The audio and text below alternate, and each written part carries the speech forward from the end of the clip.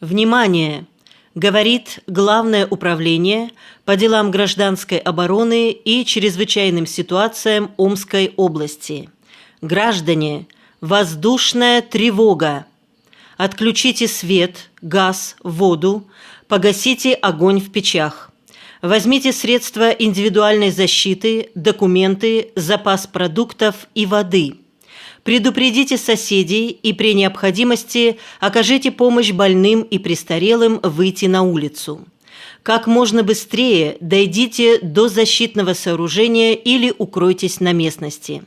Соблюдайте спокойствие и порядок.